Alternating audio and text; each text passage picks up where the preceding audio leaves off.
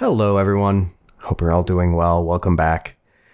I just recently put out a tutorial about rendering out some fog volumes inside Cinema 4D. There's a link below in the description. I thought it would be best to split off and do a completely separate tutorial where I focused only on setting up and rendering out foam. I did a tutorial a while back where I tried to tackle a procedural way of creating a foam texture. That method utilized really dense displacement maps along with subsurface scattering. The downside to that method is really heavy scenes and pretty slow render times. This method is about the same. It's pretty slow and it's going to result in pretty heavy scenes. But I do think there's some benefits using this method over the last method, and I want to show you some examples here. I've got a render up on the screen now of just some samples I did utilizing the fog volumes, but I did want to go into some more specifics. I've got another example here where I show side by side the difference between the fog volume method and the subsurface scattering method. You can see that there's a slight difference between the two. The fog volume method on the left has a lighter quality to it. It doesn't look as dense and heavy. The one on the right has a much denser, heavier look to it, and at the risk of sounding gross, kind of a greasier look. Like that foam would be more like a slick closed cell foam used in crating up artwork or packaging, whereas the foam on the left seems to have a lighter quality, which would be more like the foam we get at a fabric store, like for cushions or upholstery. The render times on these are both pretty long. I do want to say from the start that the method here of utilizing the fog volume is going to break down very quickly the closer you get to the object. This is really for like medium distance or like this sort of camera angle. If you're going to get very close to the material, I still think the brute force way of just actually making a very dense, complicated displacement map is the way to go. But for medium to long distances, I think this is a pretty good alternative. So I just want to run through a quick example of how I set something like this up, and then we can take a look at some of the scene files from the examples that I showed. And then let's go in and recreate a new scene from scratch utilizing this method. So let's hop into Cinema 4D. All right, I've just got a basic scene here. All right, let's hit the render view. I've just got a background and an HDRI and a light, area light. Here, I can turn it on. There we go. Yeah, I'm going to hit Control-Shift-Z to undo my camera moves and get back. All right. So I'm going to drop a cube into the scene and scale it down and move it up slightly so it's just sitting on our floor. Right. Okay. Let's just rotate. Whoops. All right. Just got a regular cube in our scene. So let's, first of all, set this up. Let's drag this under objects. Okay, and we'll go grab a volume builder, holding down Alt to make it a parent of the cube. And we see this disappear in our render view. Let's turn that off for now. And over here in our camera view, I want to go to Display, Constant Shading Lines, and we can see our voxel grid. If you're in the hidden line display, you only see some sort of green outline of your voxel grid for your volume.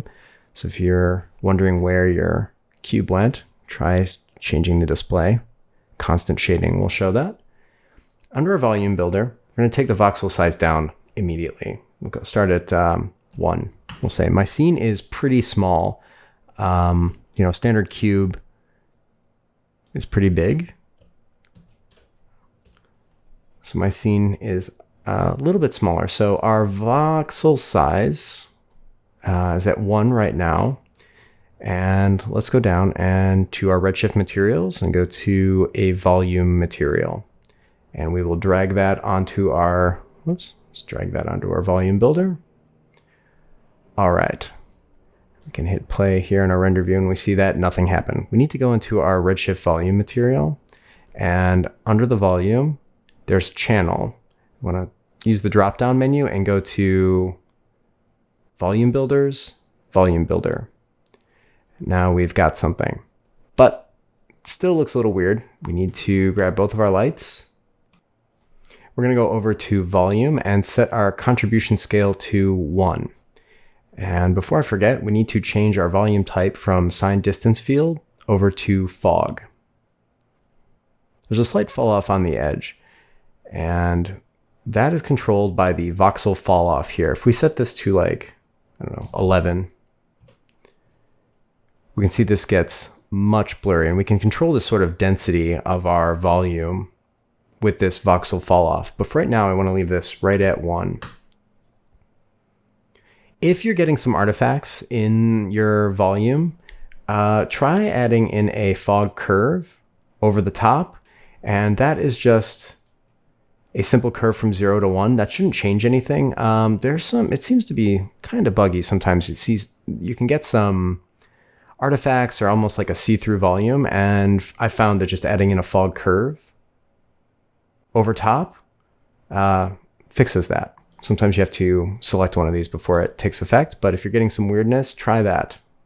All right, so back in our Redshift volume, we can start to play with our scatter coefficient, and this sort of scatter coefficient and the absorption coefficient go hand in hand. Playing with these sliders adjusts the way that light is interacting with this fog volume. So we've got how much light is being scattered inside and how much light is being absorbed and not exiting. So we can adjust these to get the look we want. And this, you can see, starts to really feather the edges. We can adjust our scatter to make it even brighter, lower it to make the light die out and be absorbed more into the volume. We have the option here to change the tint of both of these. So if we did want like a yellowish foam, and start to play with some of these.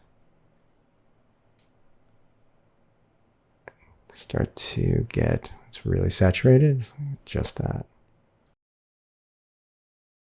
And all of these settings are going to depend on your scene scale, your object scale, and your voxel size. So, you have your scene, if you're following along, if you've got a standard cube here, I mean, my cube size is like 79, 80 centimeters. A different cube size these numbers are going to be really different. So take this with a grain of salt. But let's start adjusting these to get close to kind of a foam material. But we have that sort of subsurface look going on already. And the nice thing about this is that we're not battling the sheen of the subsurface scattering with a standard material. And I think that is one of the biggest differences between this method and the subsurface scattering method. And to me, it was always looking very dense and very heavy. And this method, I was able to get some much lighter, fluffier looking foam. So we're just going to rough this in. I'm going to take the saturation down on both of these a little bit and just go more of a, maybe up a little bit.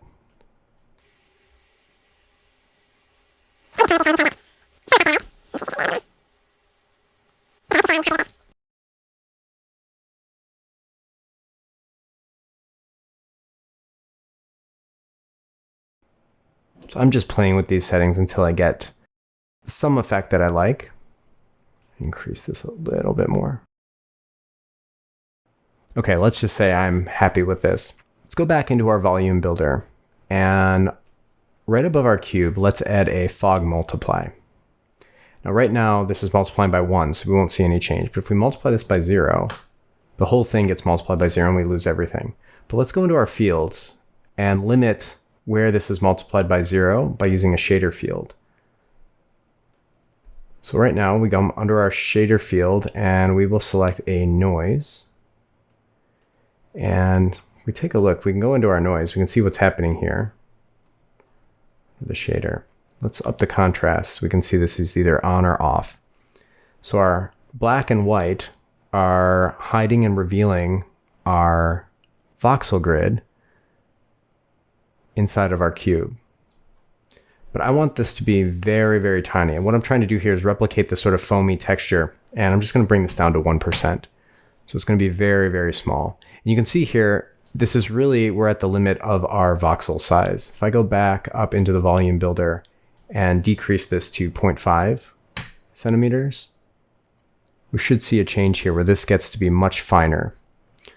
So what I'm looking for here is just to add that sort of, the way we used displacement map in the last tutorial, I'm using this shader field to sort of eat away at the foam to give it texture. This is looking okay right now. I think this could be even a little bit smaller, but I will leave this at 0.5 right now. Another thing is, if we zoom in a little bit, and this is where we're going to kind of run into the limit here of zooming in. We would need to up our voxel grid quite a bit if we wanted to get this close. But I don't really want this to go to 0. I want this to be a little bit more subtle. So I'm going to take the blending of our shader field down to like 75%. And that way there's still some of our foam material showing through and we're not eating it away to nothing. All right. So what else can we do? I would like to take some chunks out of this. Kind of like in the example where I have some little bits and pieces missing from the foam. Now the trouble is if I go in and utilize the shader field, well, here I can show you. Let's go in and add a new shader field and take this to add. And we will go to noise. We'll take the contrast all the way up. We'll take the low clip up. Okay, so we're missing these blobby shapes. If I was going to animate the cube, the problem is that this noise we have will swim through our cube. It's not going to stay with it. Right. So what we need to do is deform the cube before we put it into the volume builder. So let's turn off the volume builder for now and turn off the render view. We'll just focus over here and let's use a displacer. Let's just drag that underneath our cube. And our cube is going to need some more segments. So let's go 20 by 20 by 20. And we'll take our displacer and add a noise. And we'll do something like Hama. And take our low clip, take our contrast up. We just want some little bits pulled out from our cube. Now I'm going to take this back to just intensity and I just want to go negative. Yeah, like -4. And we can see these little chunks being taken out here and there. But really, this is such a low resolution still, even with 20 by 20. So we would need to go up. Let's try 100 by 100. And now we're getting some of the more of that detail. Let's go back to our displacer. And do more of a clip. There we go. Okay, now if we turn our volume builder back on, let this calculate, and hit render. Oh, we need to delete this other.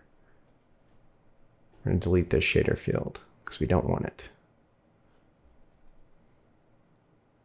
There we go.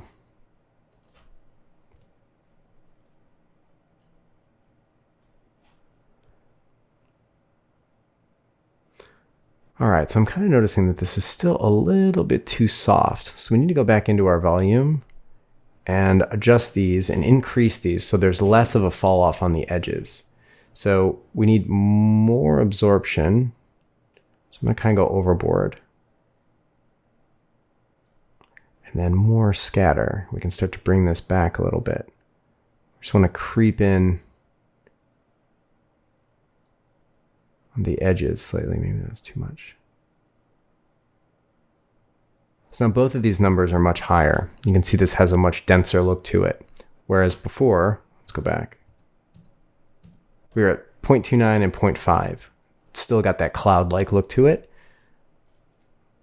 But if we go back, yeah, like 3 and 3.5. It's got a much more solid feel. So it's really just a push and pull with these. And like I said, this is going to be really dependent on your scene scale, your object, and your voxel size.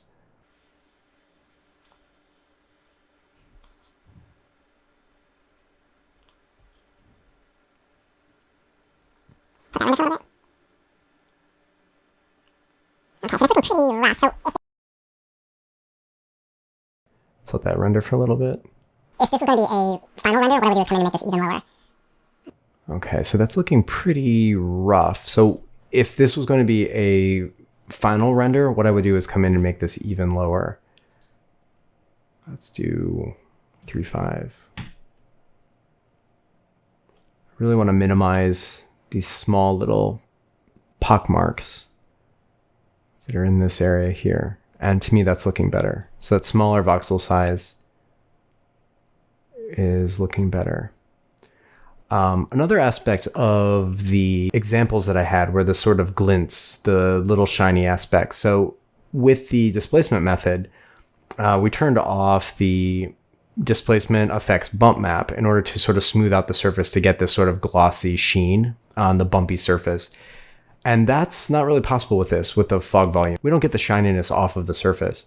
So what I did for my examples, let me stop this, went up and made a polygon, and I changed that polygon to triangle. And let's make this 5 by 5 for now.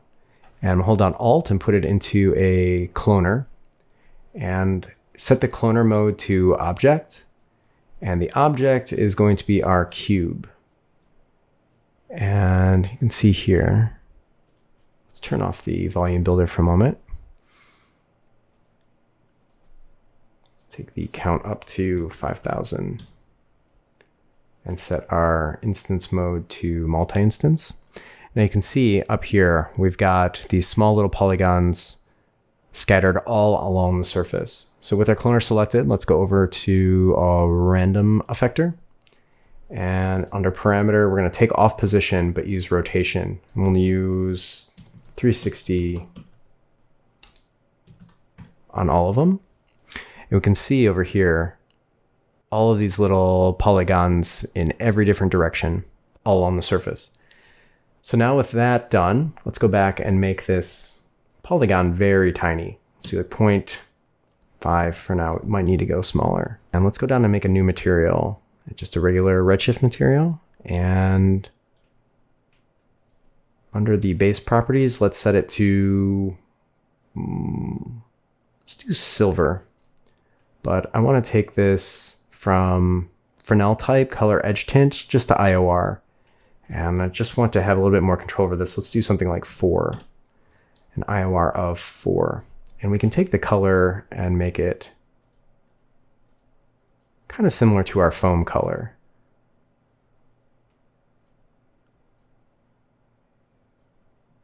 And let's do 1.5. Let's see if that's working right. Oh, the weight came in at 0 for the diffuse, so let's take this back up to 4. Yeah, so something along these lines. I think it can be a little bit more saturated. Let's try to match our foam a little bit better.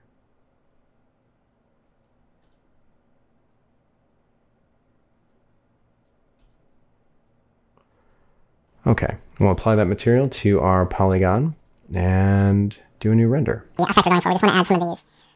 Whoops. Turn our volume builder back on. But it's good, actually, it's good to see this. This is the effect we're going for. We just want to add some of these speckled bits back in. And as the camera's moving around, these little polygons are going to catch the light. And I still think they're a little bit too big, but maybe for this example, it's good just to have them stand out. So I think we can see. Yeah, so I think they're a little bit too big still, and I think we can use a lot more of them. So under the cloner, I want to go to object and take the count from 5,000. Let's go 12,000. Let's go nuts. And the polygon size, let's do 0.3. And then also in our random effector, let's affect the scale as well. Set it to uniform and absolute. Oops. And just take this down. 2.25. And that way, as your shapes are animating, sort of catches the light in a way that a foam might give off those little glints. I'm gonna take our contribution of our area light on top down a little bit, so we're not blowing out this top section. And let's do a render of this. I'm gonna go into System, And under experimental options, I'm going to do automatic sampling and go back and just do 0.003 and do a bucket render. And I'll speed this up.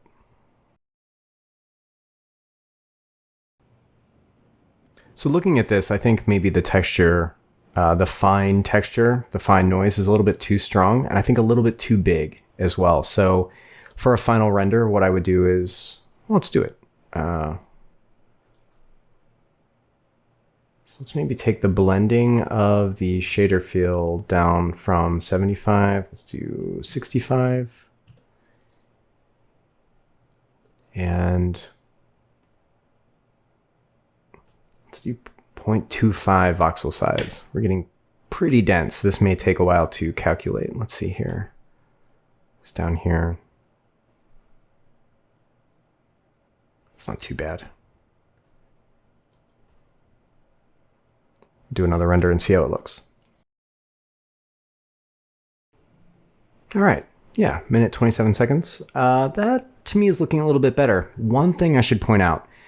So like I showed you before with the shader field will swim as this shape is deformed or moved through space. But with a texture this fine, I found a workaround that I think is okay. Under the shader field, under the noise parameter, because we're at such a small scale, I changed the animation speed up to something crazy like 55.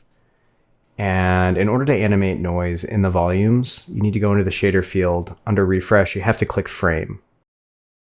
Otherwise, your noise will not animate. Unlike the random field, which will automatically animate in a volume builder, you need to check frame for the shader field in order for your noises to animate. But if I take this, see if I can, let's turn off the volume builder. I love the Wacom tablet, except when I have to resize a window. Why are we animating?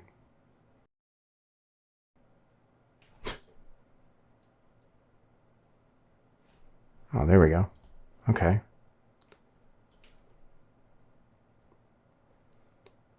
So basically it's just like a static, just randomness on every frame.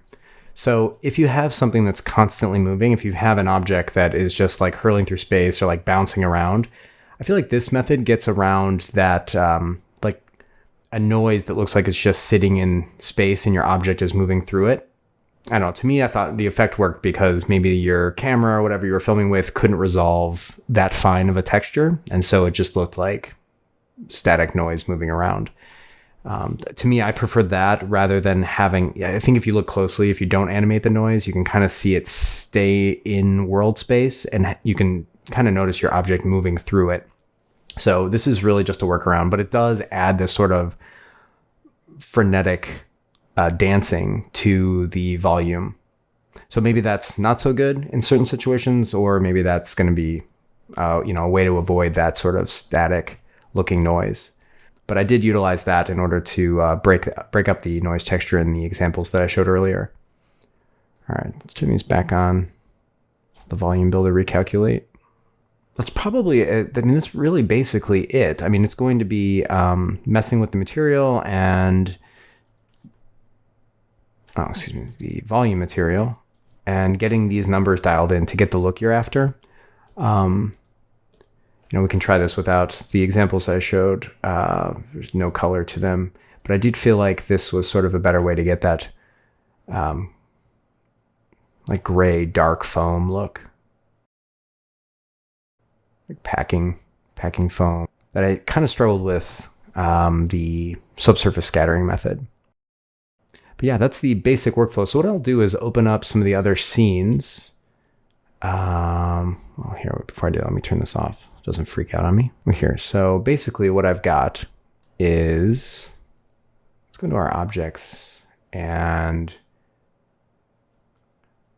I've got the volume builder split up. I've got the bottom foam plank as one volume builder, and then I've got the other three on top under a different volume builder. Basically, I just went back in and added some on top of an original simulation. But let's go in and let's turn off the subsurface. I'll start turning these things off. Turn off the subsurface, and let's turn off the displacements and the bevels. Just take a look at these alembics. Right, okay. So this should play quicker now. Oh, another thing, I have the, turn off these cloners. So these are the cloners that are cloning on these little speckled bits. Sparkles. So let's turn those off, and this should play relatively quickly. Yeah, so what I've done here is just done a soft body simulation. There we go. So I've got a relatively low poly elongated cube in a cloner with an initial motion. So they're just falling over and sort of bouncing on themselves. And so from there, I'm baking each of these out. So I baked the soft body dynamics, and then I baked out each of these as an alembic. So that is this cube low poly, low poly, low poly. All of these are their own separate alembic files. From there, I'll walk through these step by step. From there, what I wanted to do was subdivide these. So I want to get a lot more density to the mesh. The problem is, if I just throw it into a subdivision surface, you can see how we get this like intense rounding, and that's not what I want. Let me do the top one. There we go. So these are both like rounded pretty heavily, and that's not going to work. So what I did was throw in a bevel, and I've got the bevel on both of these, so you can see. The bevel is set to solid and a fixed distance of 0.4, and I'm using the angle to just limit the bevel to the outside edges, because I don't want to bevel everything. But what this does is just add a little bit extra, like a line cut along the edge, and that way, when I go and add the subdivision surface, we're still getting the nice sharp edges. So that allows the smoothing of the geometry in between, but keeping the sharp edges. Let's just do the top one now, so it's quicker. And so further down the line, I've got a displacer where the displacer is set to basically the same thing we did before, but I'm using a material. And the material is applied to the alembic. And this material is a Cinema 4D material. It's not a Redshift material. And in this, I can go down here and open this up. I'm using the displacement channel, and I'm just using a few layers just to get some more variety inside of our displacement. So if I turn these off, you can see I just got some bigger chunks here, and I'm using a Hama, I guess that's how you pronounce it, a Hama noise with 100% scale, but I've got the low clip cranked pretty high along with the contrast. You can see I'm just like trimming off all these little, I want less white dots. And we go back. I'm adding a noise on top of finer noise, which is, I think it's, oh yeah, dense. So I've got this global scale down to 20%, and I'm cranking this up as well, the low clip and the contrast up. So I'm just getting basically a lot of black and some tiny white little dots. And I'm just using a layer mask to layer mask those out. And that's just a regular noise with a pretty big scale, 200%. And I just want to get an uneven distribution of those small and big clumps. And I've done that for each different cube. If I use the same material on all of them, they would all have the exact same damage, I guess, the little chunks taken out of the foam.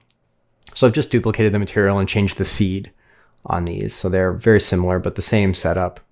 I just changed the seed on these. So that's what this displacement is doing here. And if we take a look, let's hop out and go into perspective. Yeah. You can see our little chunks being taken out randomly. So that way each of our cubes are different. The second displacer, so this is where I had some gaps in between my shapes. And this, I was probably in my collision margin settings. If I do Control D, it'll take me to our project settings under dynamics. Let's see, expert collision margin. It could have had something to do with that. Maybe the smoothing afterwards, but regardless, my alembics weren't quite touching. So I have a displacer here with color in the custom shader, and it's set to white. And I'm just going out just a little bit, basically pushing the shapes out, kind of inflating it.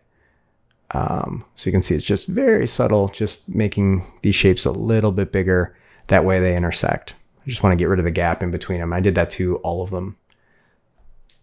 So that is the basic setup for these. So I'm just taking my soft body dynamics with a low poly mesh, baking the dynamics, and then baking that out as an alembic. And then using a bevel to keep the hard edge, subdivision surface, and then dropping that into the volume builder. Now my volume builder here is set to voxel size of 0.13. It's pretty dense. And I've got the same thing, just a fog curve to correct for any weirdness that happens, and then the fog multiply with a shader field set to a very high frequency noise. Let's go to the shader. So it's 2%, and I've got this refreshing every frame, and I do have the noise animating very quickly just to break up that motion. I felt like at the end of this animation, especially as they settle down, you start to see the noise stay still as these foam pieces sort of settled. So I want to get rid of that. So I just added that animation noise in there to break it up. I can show you in the example here. I think it works pretty well. Yeah. I'm kind of running through this quickly, but of course, if there are any questions, leave them in the comments and I will come back and try to answer any questions you have.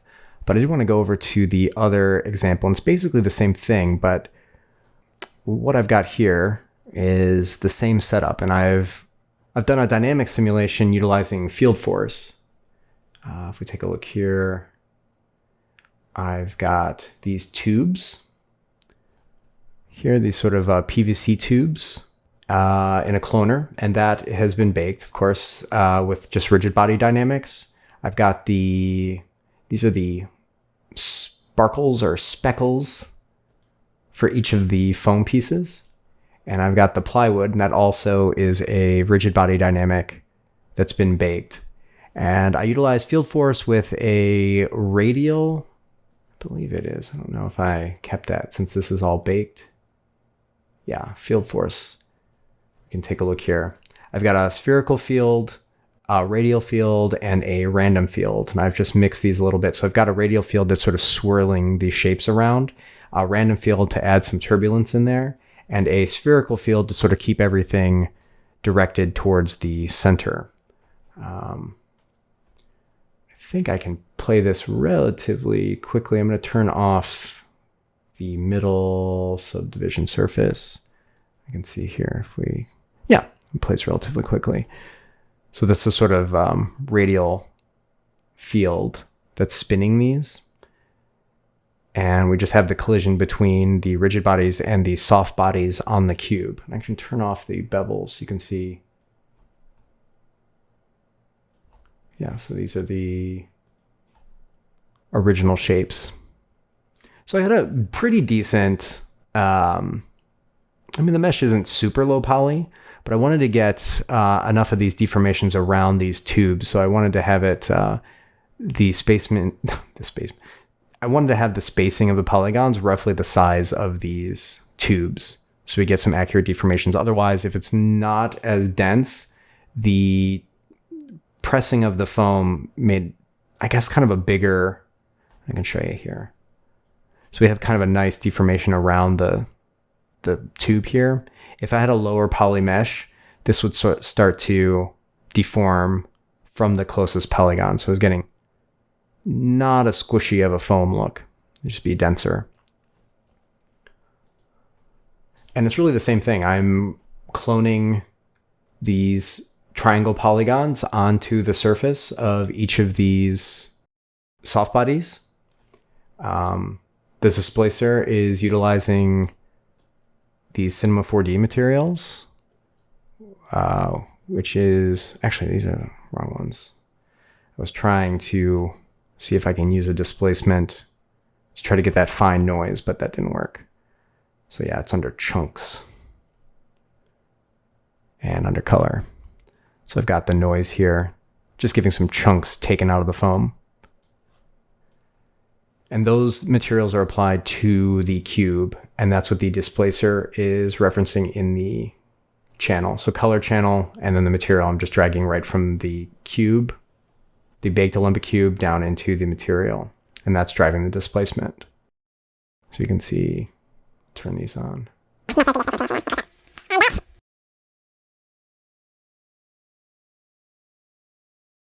I miss a bevel? Yeah, there we go. Yeah, and that shows the displacement pretty nicely there, the close-up.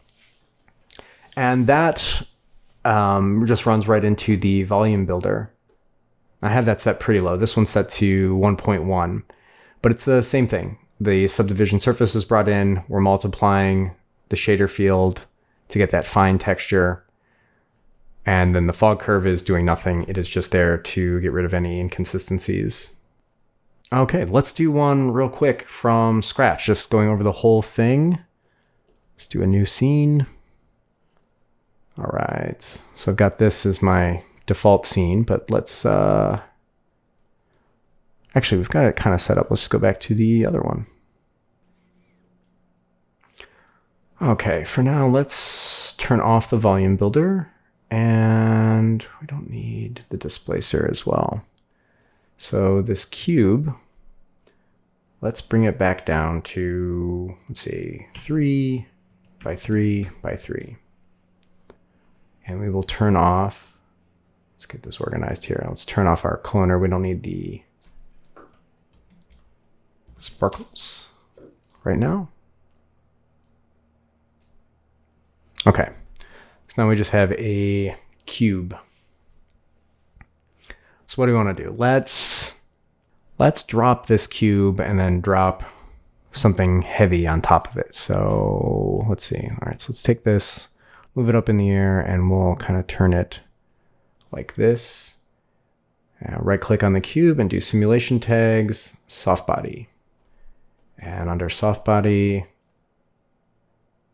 let's leave it as default right now. And I will say, let's see, go to Control D and go to Dynamics. And I've got my collision margin down to 0.1 and my scale set to 10 centimeters. We may need to up our steps per frame, but we'll see. We'll just leave them at default 5 and 10 right now. And I have in my scene already, I just have a floor underneath my floor plane, and that has a collider tag on it already. If you don't have that, just make a floor and then right click, simulation tag, collider body. All right, so let's hit play and see. We have nothing. Oh, we didn't add a soft body? Oh, that's weird. Okay, soft body. There we go. All right, it's got some squish to it. Let's see. I think it could be squishier. So let's go to soft body and we'll do structural 70, shear 30, and flexion 30. And let's take our damping down to 10%. Just give it a little bit more wiggle.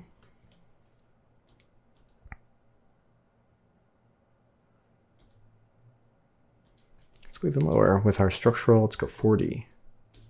Give some squish. 10. That's looking good. Okay.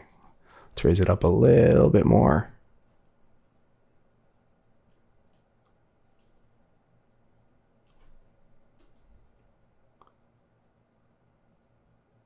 Okay, cool. I like that. So now let's drop a, I don't know, some sort of, yeah, let's drop a cylinder on it. Like we did for the other. Just make this, actually, let's do a tube. Tube. Take it to X plus. And scale it down. We want it like, yeah, let's go like that big. And tube. Let's make it long. And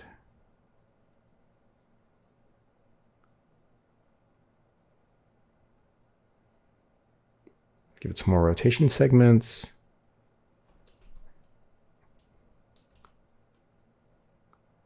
And make it a little bit smaller and longer. Up here.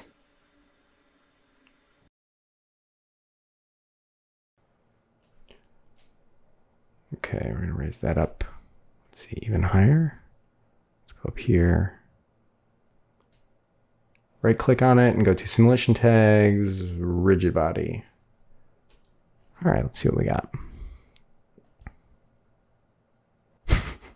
Okay, let's make our, there's a bug here. This drives me nuts, but there's a bug in Cinema. You have to go back and then forward a frame and then back and it'll reset. It's a lot of fun. The tube, let's give it custom density of, let's go 10 times the original amount and see what that looks like. Oh, it might be too much. Let's go 5.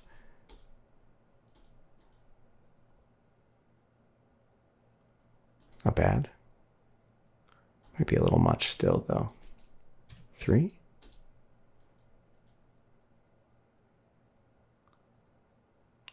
Yeah, that's kind of nice.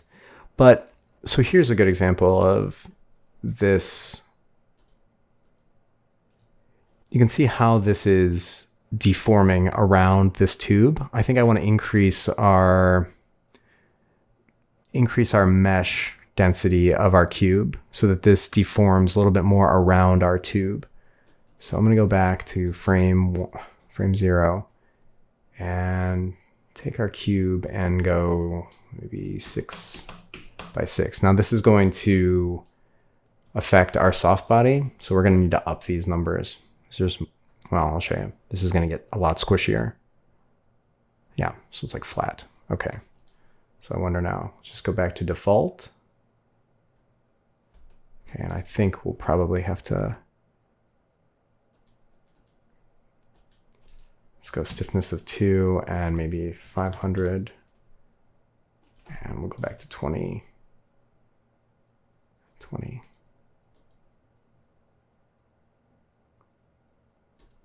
Okay, that's not bad.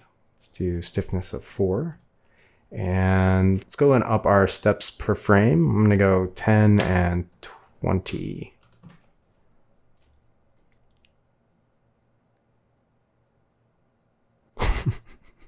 Oh,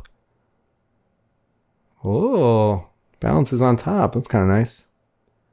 Maybe we add another object on top, knock it off. Let's do a sphere.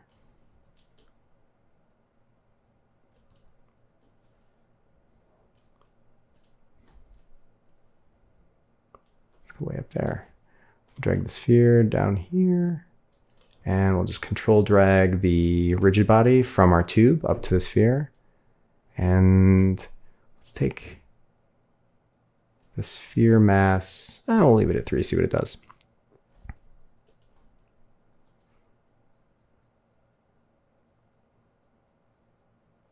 Unbelievable.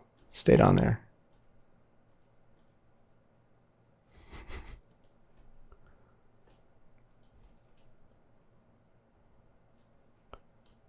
Make the sphere bigger. And in the, let's see here, under the sphere, I want the tag. Let's go to collision and change this to ellipsoid. And under the tube, I want to change it to, I'll just leave it on automatic. Nice. Let's move the sphere.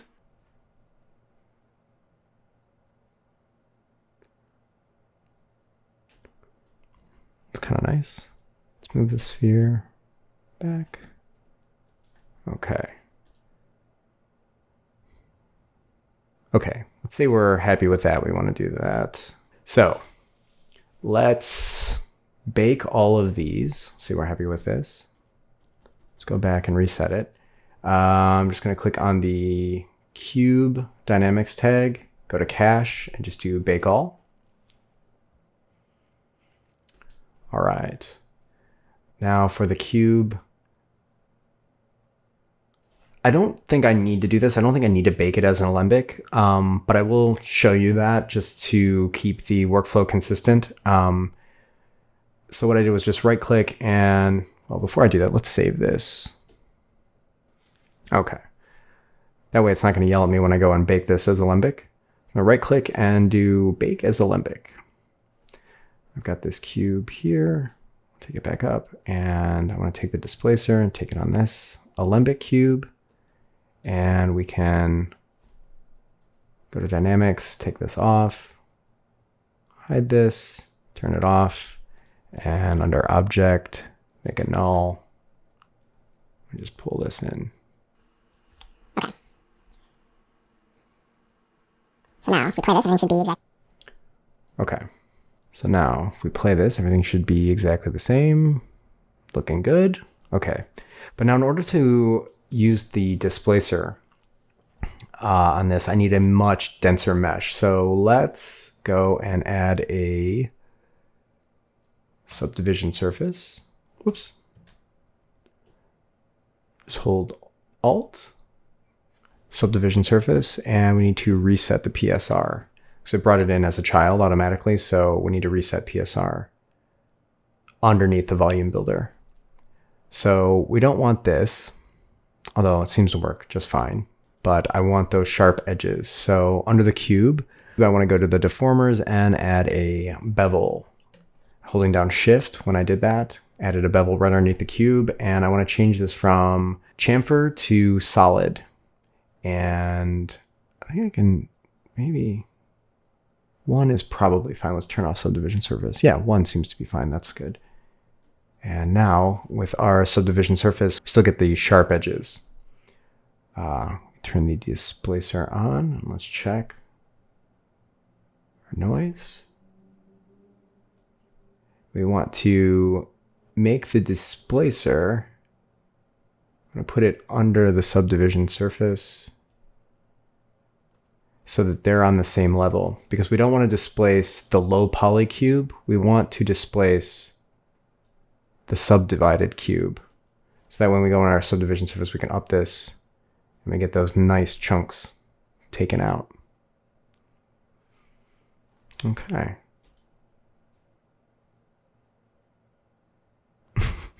Okay. Probably would have been nice to use a little bit higher subdivided sphere, but that's okay. We can do that with a Redshift tag. Just do that right now. I'm going to right click on it. You can either put it into a subdivision surface or just use a Redshift tag. Redshift object, geometry, override. I'll just use tessellation. I want to turn off screen space adaptive and minimum edge length of 0 and maybe 2 subdivision should be fine. Let's see. Let's do a quick render. That seems smooth enough. Okay. Now our cube is black because we're still using the volume builder material and we don't have that activated. So let's go ahead and go back and stop this and turn on our volume builder. Let's do a render, see what it looks like. Okay, so here's what I was talking about. We've got this sort of strange artifact happening where you can almost see through it, and dragging in the subdivision surface reordered our volume builder. Let's turn this off for a second. I'm going to turn off the volume builder. I want the subdivision surface at the bottom. And now our multiply is giving us our shader field fine texture. And the fog curve should even out this strange artifact. So let's turn this back on and make sure this looks right. Perfect. All right, let's see what's going on here. So we just turned off our fog multiply and our curve. Let's hit the curve back on. Okay, so that did fix it. So it looks like something's going on with our multiply. Let's see here. Noise. Contrast. That seems fine. I've got the shader field off. That would help. So I'm just multiplying by 0. Let's try it again.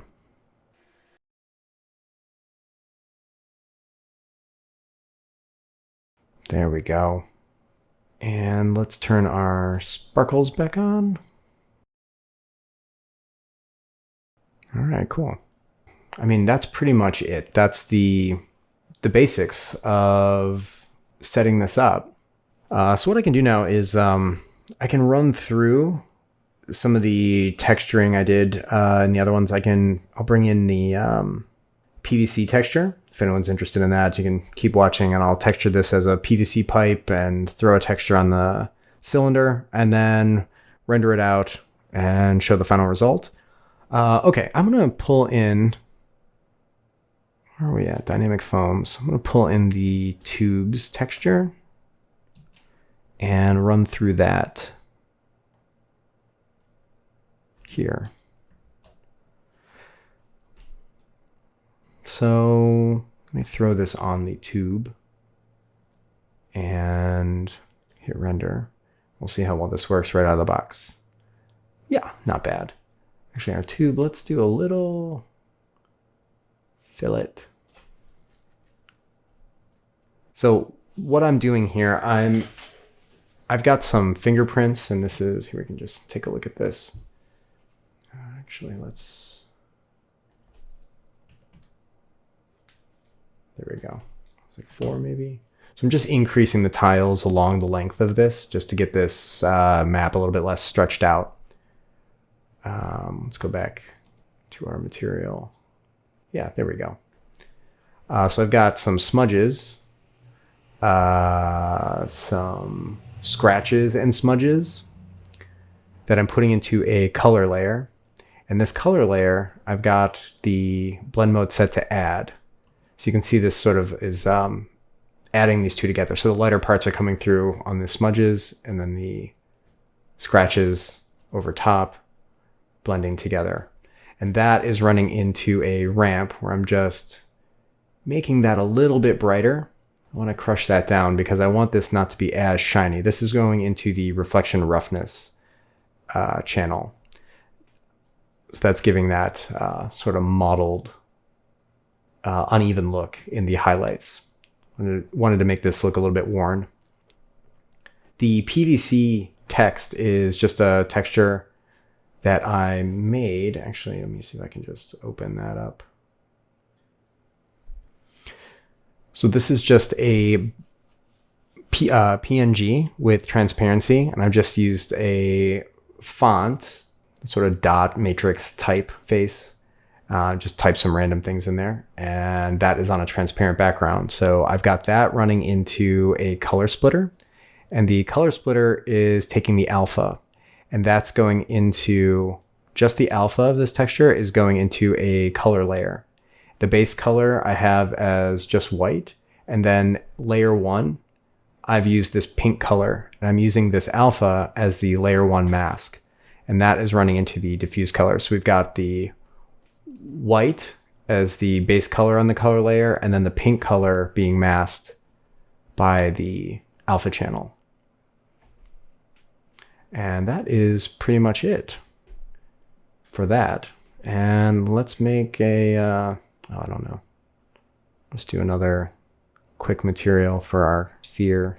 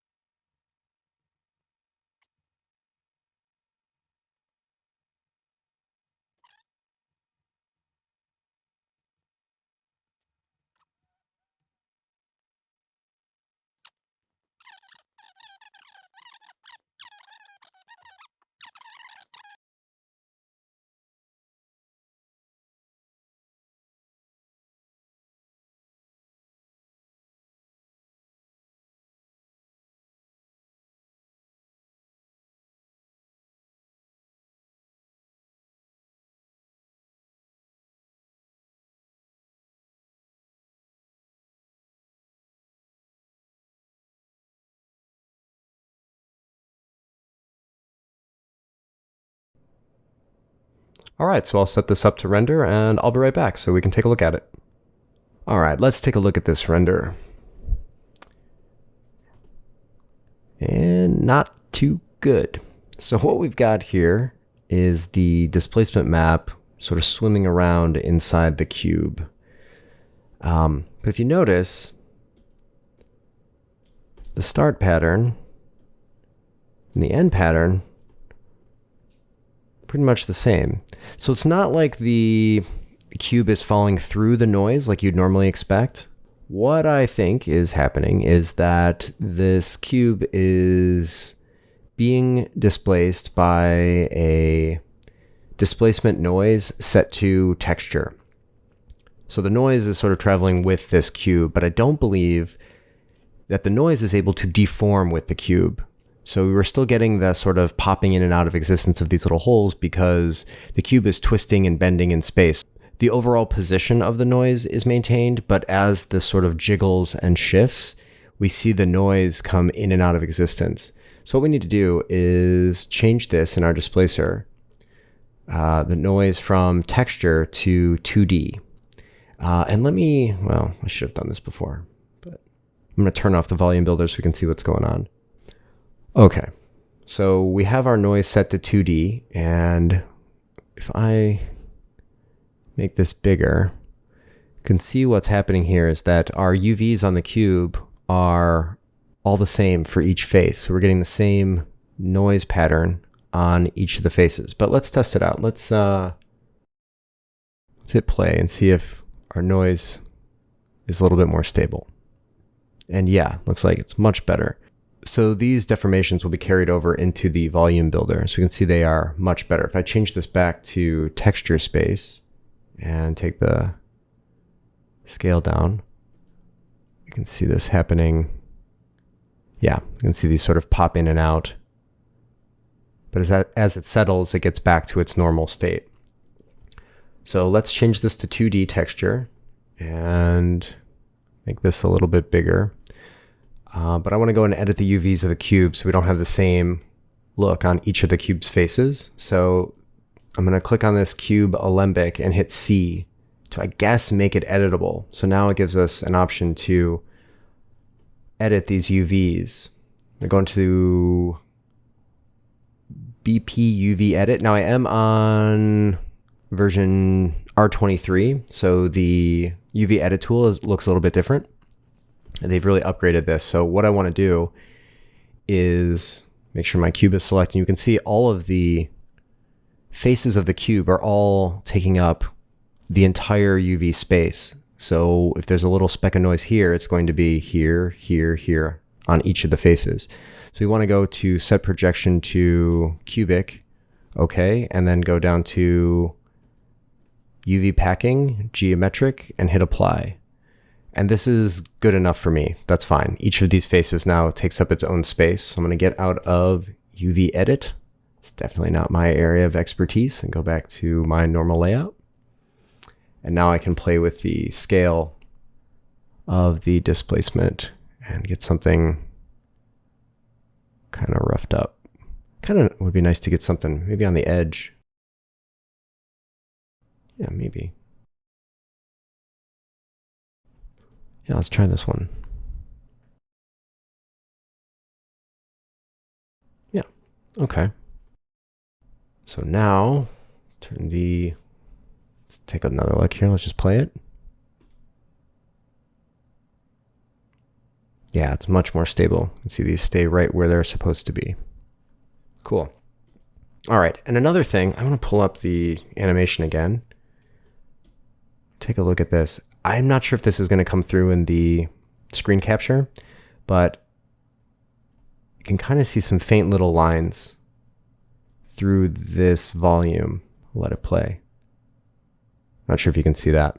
It's like thin vertical lines through the foam.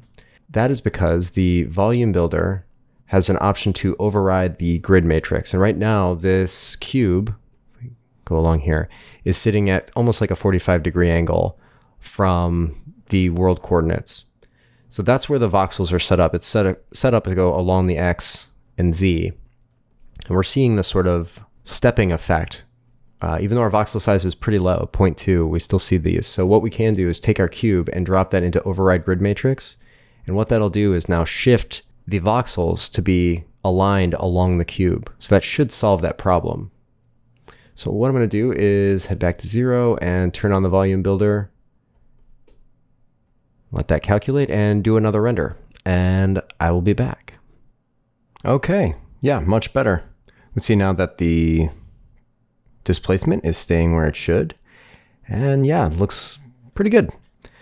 All right, so I think that wraps this up. Thank you so much, everybody, for sticking around this long. If you have any questions, feel free to post those in the comments below, and I'll be looking at those pretty regularly, and hopefully I can answer your questions. Any comments, likes, dislikes, let me know in the comments as well. Love to hear what you think. Until next time, thanks so much, everybody. Take care.